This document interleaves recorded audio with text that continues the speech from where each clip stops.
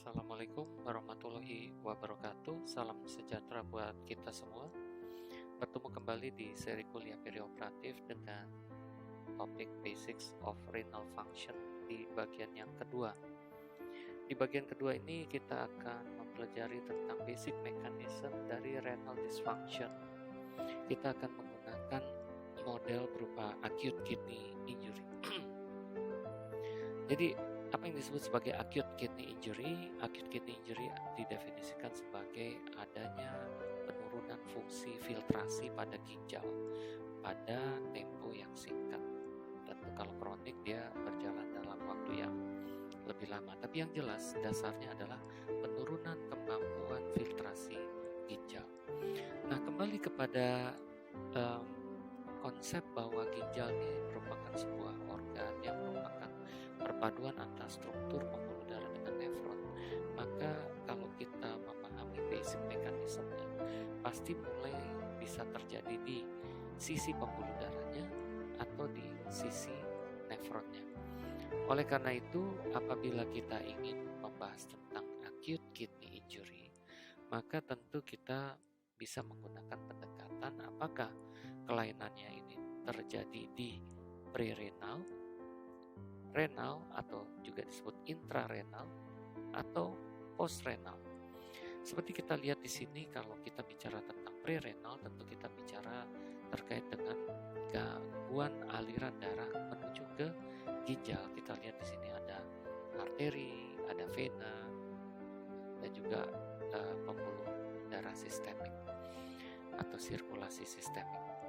Kalau kita bicara tentang kelainan pada ginjal, maka kita bisa mulai dari kelainan pada katakanlah struktur glomerulus, di mana di sini ada simpai Bowman, lalu ada kapiler-kapiler, lalu juga ada tubulus di sini.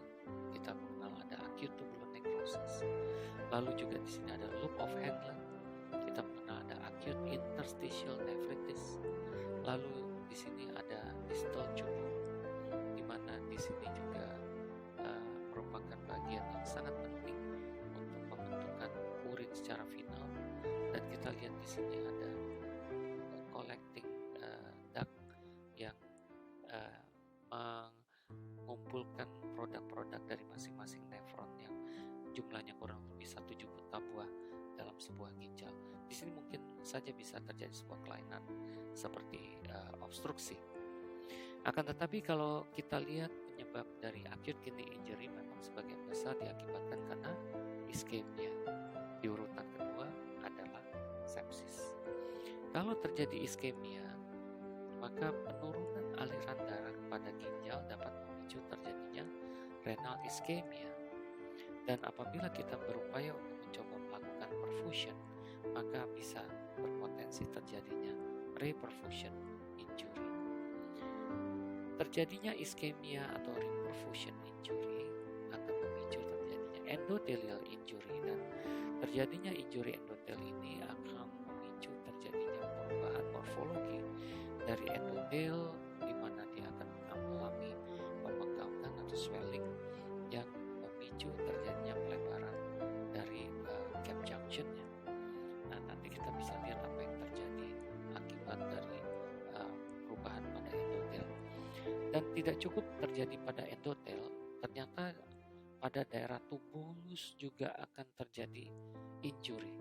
Dan adanya injury kita tahu struktur tubulus, tentu kalau misalnya dia mengalami injury, maka sel-selnya akan rusak dan tentu barrier yang akan mengendalikan fungsi tadi, reabsorpsi dan sekresi tentu akan menjadi masalah.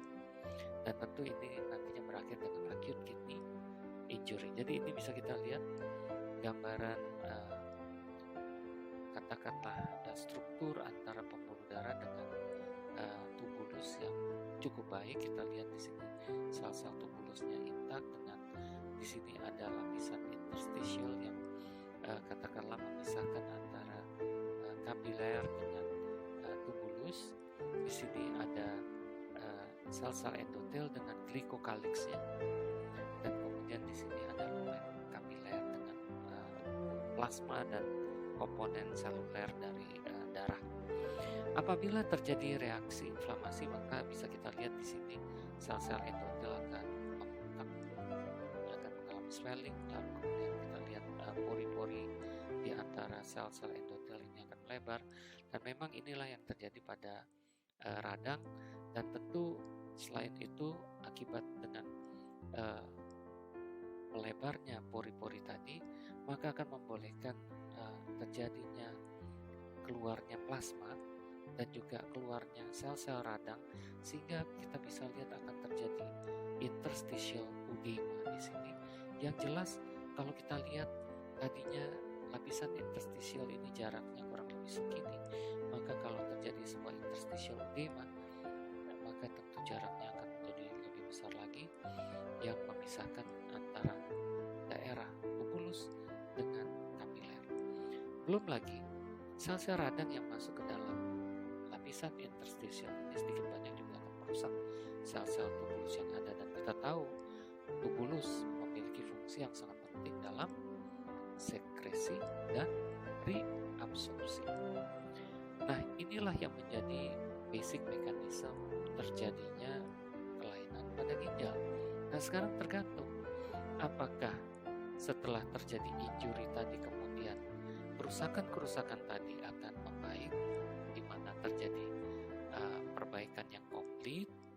Ini tentu saja berbagai kelainan yang timbul akibat sempat terjadinya gangguan filtrasi dan juga mungkin diikuti dengan gangguan reabsorpsi dan sekresi bisa akan reversible karena struktur kembali ke normal. Akan tetapi apabila insult yang memicu terjadinya kidney injury itu tidak tertangani dengan baik, maka yang terjadi adalah adanya kerusakan yang tidak bisa kembali pulih seperti sedia kala, di mana kita ketahui kalau terjadi respon inflamasi yang begitu panjang, maka kerusakan jaringan yang terjadi akan digantikan oleh adanya jaringan fibrotik. Tentu adanya jaringan fibrotik pada lapisan interstitial ini tentu akan mengganggu fungsi ginjal selanjutnya. Meskipun kita lihat di sini struktur kapiler akan kembali normal, akan tetapi tidak jarang struktur pada daerah tubulus juga akan mengalami kerusakan yang sifatnya irreversible. Nah, makin lama kelamaan tentunya fungsi ginjal bisa saja akan menurun, dan tentu pada kasus seperti ini pasien akan berada di dalam kondisi chronic kidney disease. Nah, oleh karena itu kita harus benar-benar mencermati apabila pasien kita mengalami insult yang berpotensi dapat mengganggu fungsi ginjal dan baik dalam proses filtrasi, reabsorpsi maupun sekresi, maka kita harus berupaya mengatasi insult tadi. Misalnya perdarahan yang masif yang memicu terjadinya hypovolemic state, terjadi penurunan renal blood flow, dan tentu akan mengurangi glomerular filtration rate, dan ini tentu memicu terjadinya iskemia diikuti dengan respon inflamasi. Dan kalau misalnya kita tidak berhasil mengatasi insult tadi, seperti yang tadi saya katakan perdarahan yang masif, tentu injury yang terjadi pada ginjal ini akan menjadi berkepanjangan. Kalau kita berhasil mengatasi insult ini dengan baik, maka tentu penurunan fungsi ginjal yang terjadi hanya akan bersifat temporer dan fungsi ginjal akan kembali normal, fully reversible.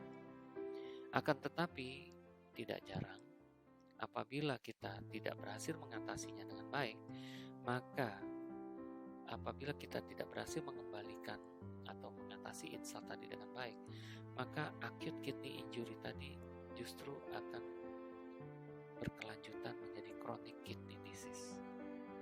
Nah, sialnya kalau misalnya orang itu memang sudah memiliki kelainan pada ginjal tanpa kita ketahui. Jadi artinya jangan-jangan memang dia sudah dari awal mengalami chronic kidney disease. Kalau orang yang mengalami chronic kidney disease lalu mengalami insult, tentu akan terjadi beban yang terjadilah fase akut yang baru, sehingga seringkali kita sebut sebagai acute on chronic kidney disease, dan ini berpotensi akan semakin menurunkan fungsi ginjal. Nah, apabila kita tidak berhasil mengatasi insult sama sekali, maka bisa saja terjadi iskemi yang berkepanjangan, lalu terjadi reaksi inflamasi yang hebat, maka terjadilah organ dysfunction, bahkan nantinya terjadi organ failure, dan ini tentu akan berakhir dengan end stage renal disease. Jadi disinilah kita harus memahami prognosis dari kelainan ginjal sangat bergantung pada bagaimana kita mengatasi insult yang menimpa ginjal tersebut. Untuk mengetahui sampai seberapa jauh ginjal itu sudah menurun fungsinya, maka kita harus menggunakan berbagai indikator yang dapat kita gunakan. Kita biasanya menggunakan apa yang disebut sebagai Akin criteria, di mana Akin criteria ini membagi fungsi ginjal ini menjadi stage 1, stage 2, dan stage 3 berdasarkan dari pengukuran serum kreatinin dan juga produksi urin. Apabila serum kreatinin meningkat 1,5 kali dan juga produksi urin dalam 6 jam pertama hitungannya kurang lebih di bawah 0,5 cc per kilogram berat badan per jam, maka ini disebut sebagai stage 1. Kalau misalnya peningkatan kreatinin meningkat 2 kali dan juga diikuti dengan penurunan urine output, di mana diketahui dari hasil perhitungan didapatkan kurang lebih produksi urin adalah kurang dari setengah cc per kilogram berat badan per jam dalam 12 jam, maka ini disebut sebagai stage 2. Stage 3 adalah apabila ditemukan kadar kreatinin meningkat 3 kali lipat atau produksi urin sudah kurang dari 0,3 cc per kilogram berat badan per jam dalam kurun waktu 24 jam. Namun apabila pasien itu memang memiliki indikasi untuk dilakukan renal replacement therapy menggunakan hemodialisis, maka kita langsung meletakkan pasien itu berada pada stage 3. Terserah hasil urine outputnya atau serum kreatinnya berada di mana, tapi kalau ternyata memang ada indikasi pasien itu dilakukan renal replacement therapy, maka dia dikategorikan sebagai stage 3. Apa saja indikasi seorang pasien untuk dilakukan renal replacement therapy? Biasanya kita menggunakan mnemonic A, E, I, U, O atau A apapun boleh, A, I, U, E, O atau apapun. Yang penting kita harus ingat A itu adalah asidosis, di mana pH ini sudah di bawah 7,1. Lalu gangguan elektrolit yang sangat severe, terutama kalau kaliumnya sudah di atas 6,5 mg per liter. Ada tanda-tanda mungkin intoksikasi karena mungkin pasien menggunakan obat-obat tertentu seperti salisilat dan lain sebagainya. Lalu juga ada tanda-tanda overload, ya kita lihat pasiennya tampak udem, general udem, dan tidak jarang pasien juga menunjukkan tanda-tanda bendungan paru atau lambung. Lalu juga ada tanda-tanda uremia, di mana seringkali pasien juga sedikit terganggu kesadarannya dan kita bisa melihat terjadi peningkatan pada blood urea nitrogen. Ini adalah 5 indikasi untuk melakukan renal replacement therapy. Yang dilakukan di renal replacement therapy basically adalah menggantikan fungsi filtrasi dari ginjal, ya. Namun di sini kita lihat bahwa dia menggunakan istilah dialisis karena dia tidak menggunakan hydrostatic pressure yang tinggi.